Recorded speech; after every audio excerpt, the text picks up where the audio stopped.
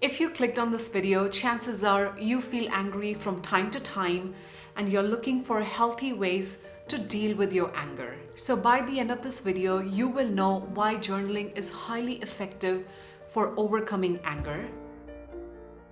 You will know how to start journaling for anger management. And finally, a few writing prompts to get you started. Now, before we get started, I do want to add why is journaling so effective and why you should even consider it. Now, here's the thing, when you're angry and in a fit of anger, you say things that you later regret.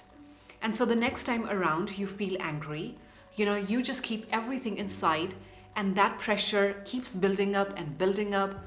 And after a month or so, you just explode over the smallest little things. So first of all, journaling helps you in processing your feelings and emotions so you're not stuffing things down. Because learning how to effectively deal with your emotions is a huge part of overcoming anger.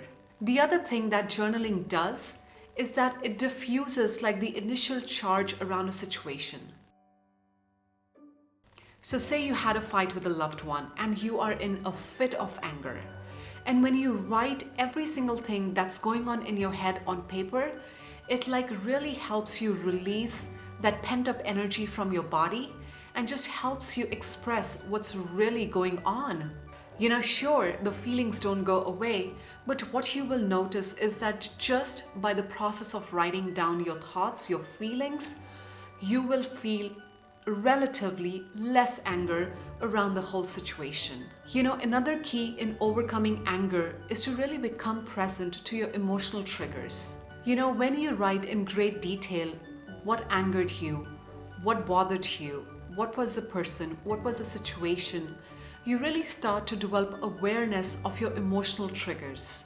Another key element that journaling provides is that it helps you differentiate between different experiences. What do I mean by that? Maybe there are situations that make you feel mad, while there are other situations that make you feel angry, and then there are other situations that make you feel like a full-on rage. So as you write these different situations, these experiences, you really start to get present to your thoughts and your feelings. When you can admit to yourself how you really feel in a situation, you can then ask for help accordingly. Perhaps you avoid certain people or places. Maybe you create boundaries with people. Or maybe, you make a list of things you can do when you are angry. But all of this can only happen, when you are willing to look at those situations, those circumstances that trigger you, and then be really honest with yourself, how do you feel and what needs to be done. Now, all you need to get started in journaling is get a lined notebook and start writing. Really, as simple as that. And I would really urge you to write with your hand instead of typing your thoughts and your feelings. Because when you write with your hand, it does a couple of things. First of all, your hand connects your head and your heart. Second, the mere act of writing, it naturally slows down your breath and your thinking. And there is really no right way or wrong way to start journaling, but the more important thing is that you just get started. And I will also add, your journal is for your eyes only, so that you feel safe, you feel okay, to write whatever comes to your mind. There should be no editing because your journal is for your eyes only. And if you think that you can't think of anything to write, so here's a prompt for you. Start with, I feel angry when. And write whatever comes to your mind. Don't filter it.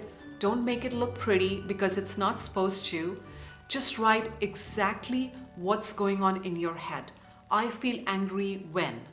Another suggestion for you is write a letter to your anger. If anger was a person, what would you say to that person? Does your anger hurt you or disappoint you or discourage you? Really connect with yourself and find out how you really feel in those moments. And again, the more clarity you have around your triggers, the easier it will be to let go of this emotion.